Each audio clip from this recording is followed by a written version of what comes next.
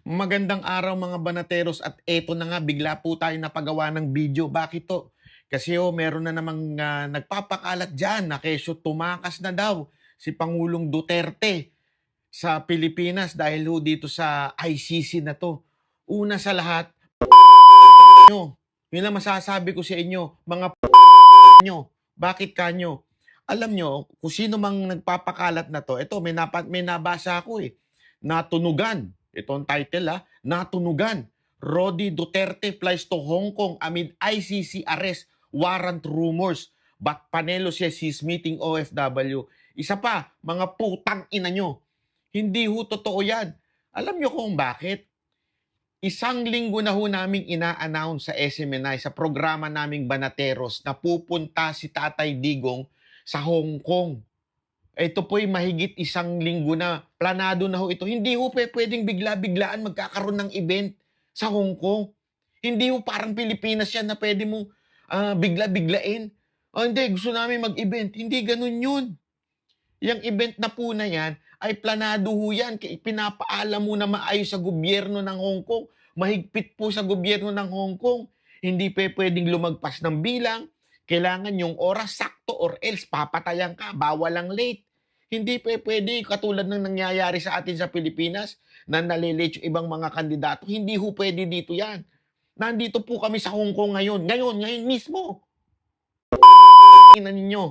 Alam nyo, ang ganda ng ng dating ko dito sa Hong Kong kasi medyo malamig-lamig pa ang panahon dito sa Hong Kong. Pagdating nung nagbasa ako nung galing ako sa airport, papunta na ako sa hotel. Abay, nabasa ko, Rodi Duterte flies to Hong Kong amid ICC arrest. Abay, ina nyo talaga. Nakakainit kayo ng ulo. Ako hindi ako iniiwasan ko na magmura. Iniiwasan ko na magmura pero nung nabasa ko to, nagalit ako. Nagalit talaga ako. Sabi ko, tangina ninyo, dumi ng isip nyo. Ang hirap-hirap mag-preparation dito. Lahat inaayos mo. Inayos ng mga taga-KOJC to, PDP laban. Inayos ng Duterte team mo. Lahat ito inayos nila. Matagal na pagpaplano ito. Bakit kanyo? Remember, nung 2016, tandang-tanda ko bakit to. Kami personal ang nagpunta at nangampanya. We represent PRR din nung time na yun. Ang Mocha Girls, alam nyo yan. Lumabas pa nga yung video. Ako po yung nag-video nun tingnan nyo, si Mocha nagsasalita. Dito, yung para kay Duterte, punong-puno ng tao. Tapos, sinabi niya, tumingin ka sa kanan. Ako yung nag-video nun. Walang tao. Si Lenny Robredo nun. At saka yung si Mar Rojas. Nandun pa sila, sila Corina, lahat ng taga-ABS-CBN nandun. Ayun ay makasaysayang nangyari sa Hong Kong. At alam nyo, isa yan sa nagdikta ng, alam mo yun, ng pangkalahatang trend para sa mga OFW. Kasi alam naman po natin, Hong Kong ang isa sa pinakamadami. Aside from Middle East as a whole. Kasi Middle East, marami yan di ba? Iba't ibang bansa po yan. Marami yan. Kaya marami sila. Pero dito kasi isa to Hong Kong Yung isang bansa na to Hong Kong, grabe ang OFW dito. Nung nagpunta po kami dito, kitang-kita po namin ng tindi ng followers ni Pangulong Duterte dito. And we reported it at that time. As a matter of fact, nung nanalo si Presidente Duterte nun, isa kami sa inatasang bumalik at magpasalamat. Ang Mocha Girls, si Mocha Uson, para bumalik at magpasalamat, sumasuporta sa mga OFW kay Pangulong Duterte. At kasama po nun si Inday, VP Sara Duterte. Kasama po siya nun. Pero this is the first time na pupunta si Pangulong Duterte dito na may rally. Okay? First time. Nakapunta si Pangulong Duterte dito, alam ko, hindi rally yun.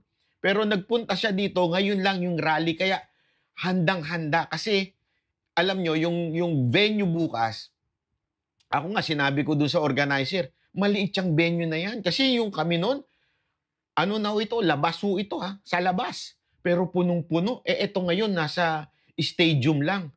Sabi ko, siguradong mapupuno yan. Paghandaan nyo yan. Dahil iba ang mga OFW ng Hong Kong.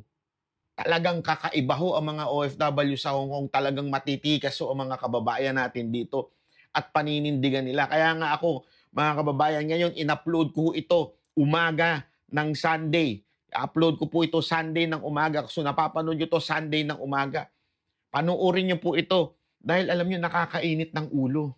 Napakatarantado ninyo. Alam niyo yung ICC na yan? Putang ina, ilang beses nang sinabi ni Trillanes na, ayan na yung ICC. O hanggang dito ka na lang. Hanggang dito ka na lang na buwan na to. Hanggang dito ka na lang. Aarestuhin na. Aarestuhin na. Putang ina, saan na-aresto?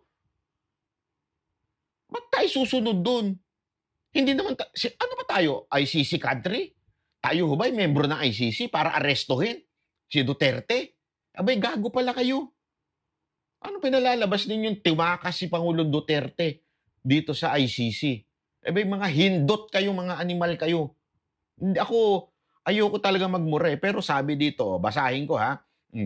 Former President Duterte flew to Hong Kong on Friday, March 7, amid growing speculation about possible issuance of ICC arrest warrant against him. Alam mo yung bulong-bulungan na yan, putang ina, parang bulong-bulungan yan ng mga kapitbahay nyo eh. Na lahat walang katotohanan. Puro mga chismisan lang yan. Ang tagal na niyang bulong-bulungan na yan.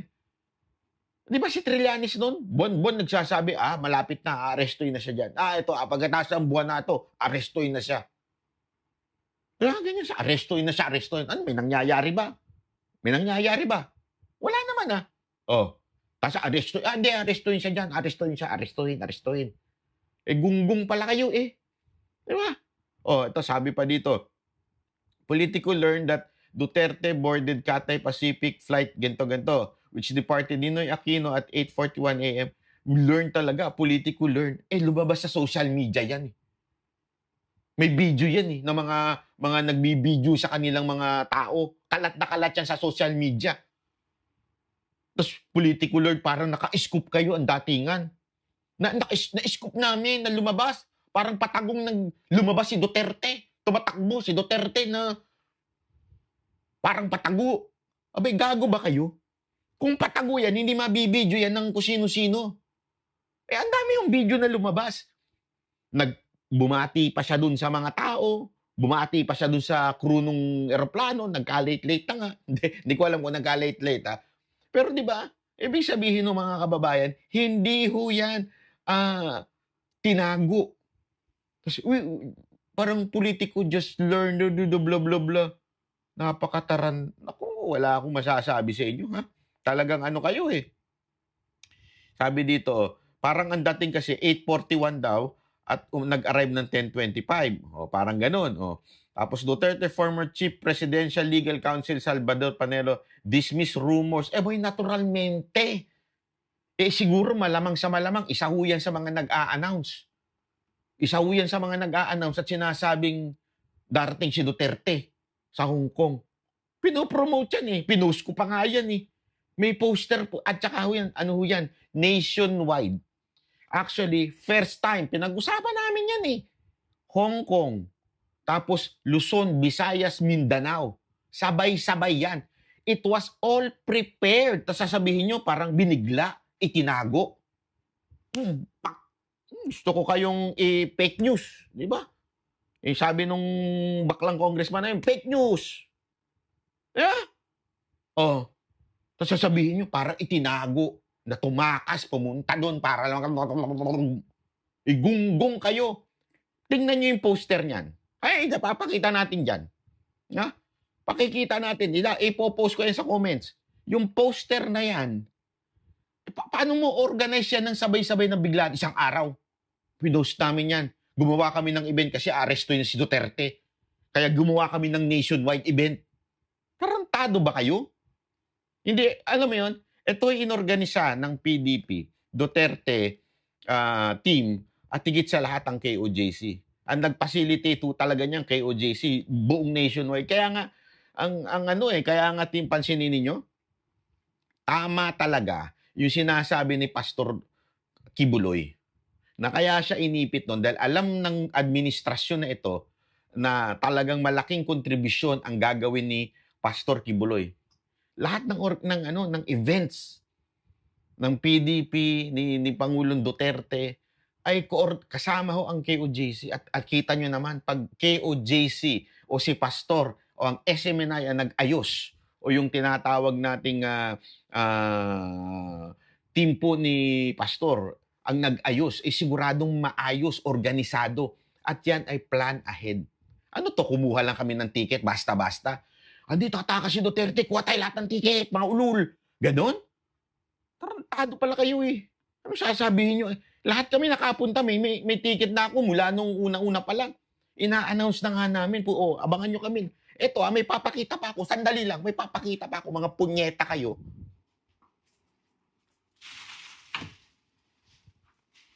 Ito pala yung kwarto ko sa Hong Kong. Ipapakita pa ako sa inyo, ha? Ito, ano to? Wala hong preparasyon tong live video ko na to. Ito, kita nyo to? Ano yan? Duterte pa rin, Nagpagawa pa kami ng maraming cup.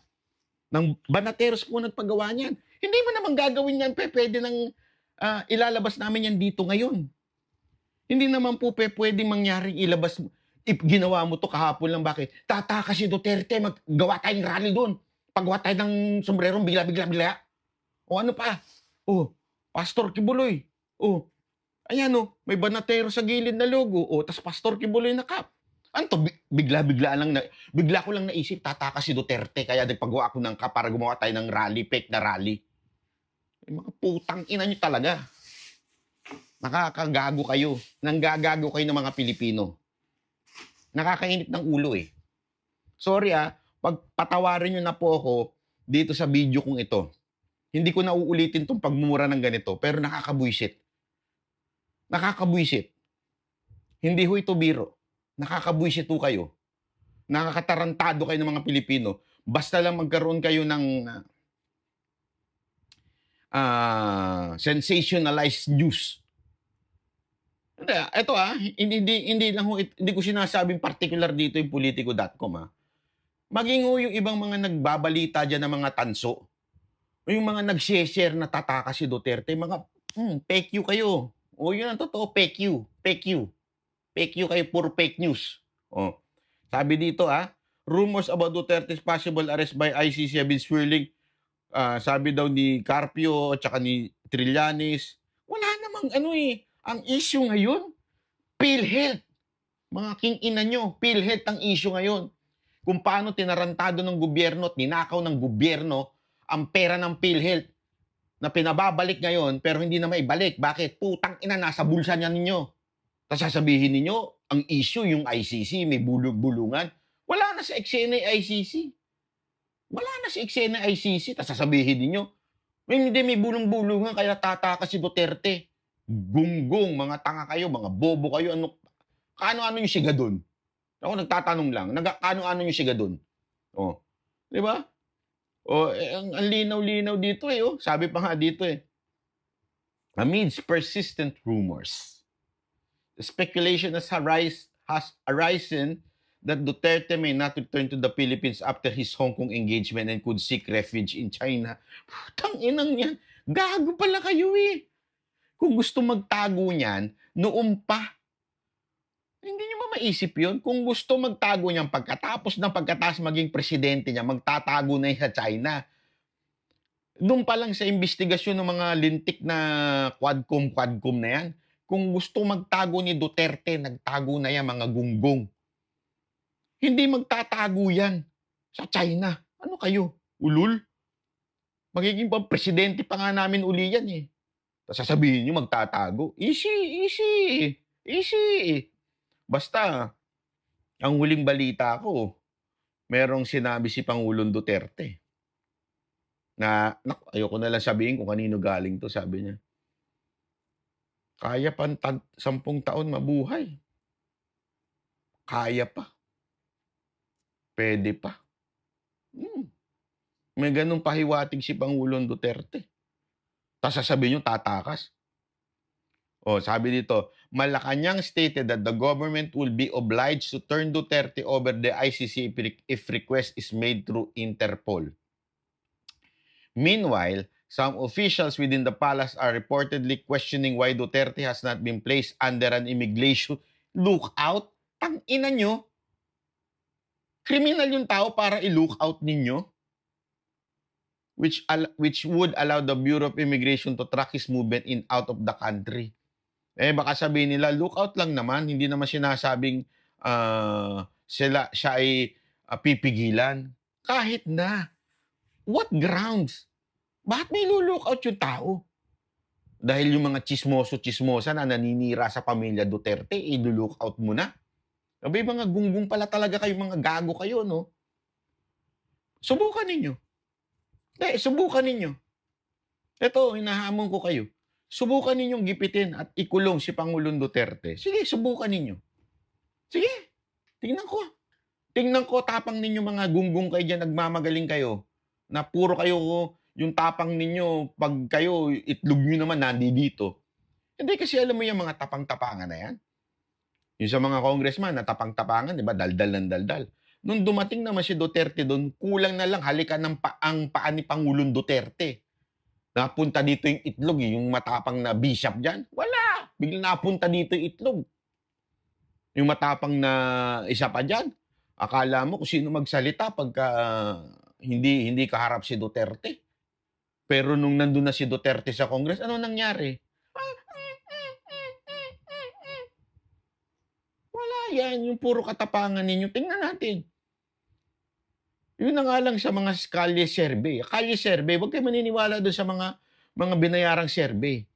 Kalye survey. 70%, 80% ang Team Duterte. Team Duterte pa lang yun. Ha? Hindi pa si Duterte yun. Team Duterte pa lang, 80%. Versus Team Marcos, 20%. Hindi pa si Duterte yun. How much more si Duterte ang iano ninyo? Tingnan ko kung gaano yung ano ninyo, kung gaano, ewan ko lang, tingnan ko lang.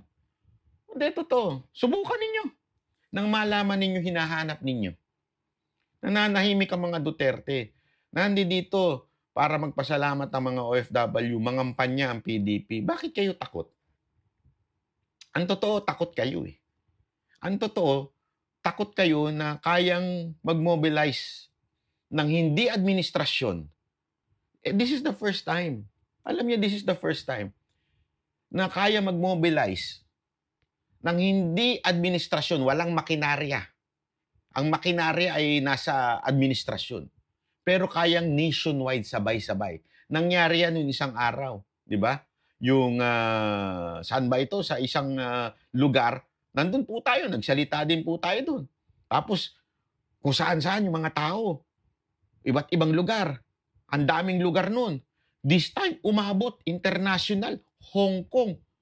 Balita ko, may mga kasunod pa to. Malay nyo, mapunta tayo dyan sa Singapore, sa Japan, Middle East, kung saan-saan.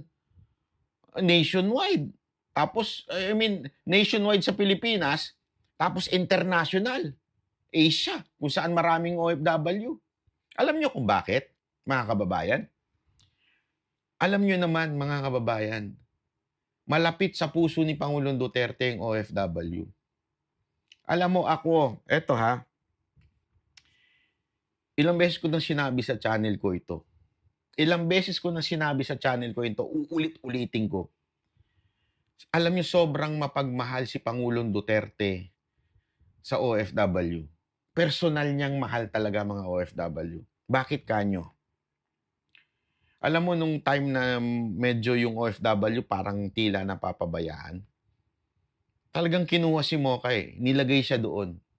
Tapos personal siyang tinatawagan. Tinatawagan nila Senator Bongo, ni Pangulong Duterte at sinasabing, Mocha, siguraduhin mong maalagaan ng OFW. Alam nyo, nung pandemya, si Mocha walang pahinga. Alam nyo kung bakit?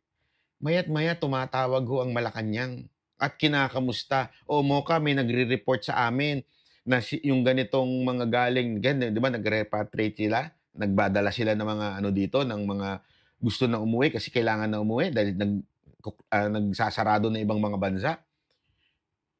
Sabi, Mocha, ihatid nyo ito, siguraduhin nyo makauwi. Kasi minsan pinipigilan ng mga nung mga barangay sa mga probinsya, yung mga OFW. Parang dinidiscriminate, sinasabing, uy, baka may dalang sakit yan. Kaya si Mocha personal. Talagang sinasamahan niya sa bus, sa hotel, pinupunta niya. Pandemya to ha.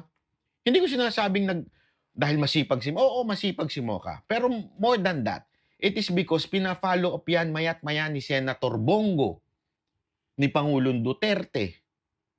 Di ba ho? Mahal ho ng Pangulong Duterte yung mga OFW. Kahit sa pagkain. Ito example ha. Bibigyan ko lang kayo ng example. Nung panahon na hirap makahanap ng pagkain yung mga OFW kasi hinahatiran ni Mocha ng personal yung OFW ng pagkain sa hotel ha. Siya mismo sumasama na maghatid para sisiguraduhin na nadidistribute na maayos.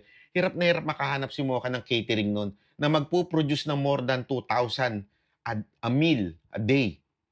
Pandemya yan eh. Alam mo, ang sabi ni Pangulong Duterte, hindi, basta i-order mo kahit sino, maghanap ka na. Huwag mo nang isipin kung magkano, basta i-order mo. Kailangan mapakain ng OFW mabusog. Tanungin ko kayo mga OFW, kayong mga napauwi nung panahon ng pandemya, hinutel kayo, di ba? Dinahatiran kayo ng pagkain. Pangit ba yung pagkain na kinahatid sa inyo? Masarap, di ba? Ang dami nagsabi sa amin yan. Ang sarap ng pagkain na hinahatid sa amin dito. Kasi utos ni Pangulong Duterte. Ang personal ho yan. Pangulong Duterte, Senator Bongo, tinututukan nila yan. Ganon kamahal ni Pangulong Duterte ang mga OFW. Ni Senator Bongo. Kaya alam nyo mga kababayan, etong gagawin niyan to, ito'y pasasalamat din ni Pangulong Duterte sa mga OFW sumuporta sa kanya. Hindi ho ito yung tumatakas. Ito ho'y matinong pasasalamat ni Pangulong Duterte. Alam ko may mga iba pang pupuntahan na talagang gusto ni Pangulong Duterte na siya alam mo, pwede naman pahinga si Pangulong Duterte. Nakakapagod ang bumiyahe.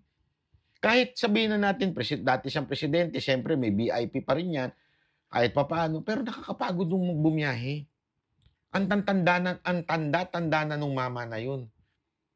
Pero bakit niya ginagawa? Kasi nga, mahal niya talaga mga OFW. Kaya nga, alam ko, ang pagkaalam ko, isa yan sa mga binilin din ni Pangulong Duterte kay Pastor Kibuloy. Kaya nga kay Pastor Kibuloy, ang plano niya sa mga OFW, pag nanalong senador yan, yung pensyon. Sisiguraduhin na maayos at mataas ang pensyon nyo. Kasi ang problema kasi ganito, bilang OFW, ako nangyari sa akin yan eh. OFW ka, magtatrabaho ka ng ilang taon sa ibang bansa. Yung kinikita mo, binabato mo lang. Kasi kailangan ng pamilya mo, may binubuhay ka sa Pilipinas eh. Di ba? Binabato mo lang, wala ka naiipon. Yun ang plano ni Pastor Kibuloy. At sigurado ako nakuha niya yung kay Pangulong Duterte din. Plano ni Pastor Kibuloy na siguraduhin hindi lang nila nabubuhay yung dapat nilang binubuhay, pero meron pa silang naiipon. Iba kasi yung yung sinatawag na isang kahig, isang tuka. Ganun pa rin naman ang OFW eh. Nakakatuka lang na marami. Yung mga pamilya, maraming nakakain. Pero yung nakakaipon, pension po yun. Yun ang plano ni Pastor Kibuloy. Siguraduhin, walang naghihirap na OFW pag uwi. Wala akong biro. Kasi ito, paano ko nasabing kaya niyang gawin yun? Tanungin ko kayo, may mahirap bang taga kay OJC? Wala. Pag ikaw taga kay OJC, mabubuhay ka. Maayos ang buhay mo kakain. Sabi nga, magkaroon na ng lockdown at lahat. Magsara na ang Pilipinas. Ang mga taga kay OJC, self-sustaining, buhay. Meron silang sariling bigas, may sarili silang pagkain, may sarili silang farm. Ganon. Yun ang gustong mangyari ni Pastor Kibuloy sa mga OFW. Hindi yung pagkatas nila, alam mo yun, mangarang-garang na yung, ma-stress na yung OFW pag uwi sa Pilipinas. Okay, asa na yung ipon? Mama, wala ang ipon kasi lahat ng pinapadala ninyo, gastos kay tatay, yung kapatid ko nagkasakit, yung anak nyo nagkasakit, si lola nagkasakit, walang naiipon. Kaya pension, importante yun. Ganyan no, kamahal ng administrasyon at ng mga senador ni Pangulong Duterte, ang mga OFW. Tapos sasabihin nyo, tumatakas lang. Gago kayo. Masama ugali nyo, mga putang inang demonyo kayo. Literal yung pagiging demonyo nyo. Hindi na tama. Sagad na sa buto.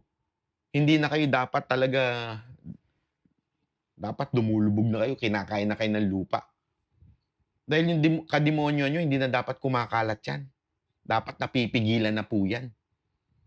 Hindi sobrang parang out of nowhere, tatakas si Duterte. Gago ba kayo? Nangangampanya nga eh. Ang goal nga, maipanalo ang buong PDP slate para maayos ang bansa. Kaya nga, di ba, yung tema ng mga rally, ayusin natin ang Pilipinas. Yun ang tema eh. Kaya nga, pansinin nyo, hands-on si Pangulong Duterte nangangampanya sa buong PDP. Dahil alam natin, alam naman ng punan lahat yan. Iba ang Duterte magic. Iba ho ang Duterte. Pag si Duterte na andun, puyat na lahat ng tao, walang umuuwi. Duterte magic yan. It's a phenomenal. Talagang walang tatalo dyan. Kaya nga niya sinatsaga eh. Para may panalo niya. Aside from that, kailangan din niya may panalo para hindi tarantaduhin yung impeachment ng anak niya. Tapos sasabihin ninyo, tatakas si Duterte. Gago talaga kayo. Pagbuhul-buling ko kayo, mga gago kayo eh. Di ba? Lalo na yung mga loyalistang mga mukhang perang binayaran lang. Halatang halata kayo eh. O anyway, mamaya magkita-kita tayo diyan sa event na yan. Okay? Maraming salamat po.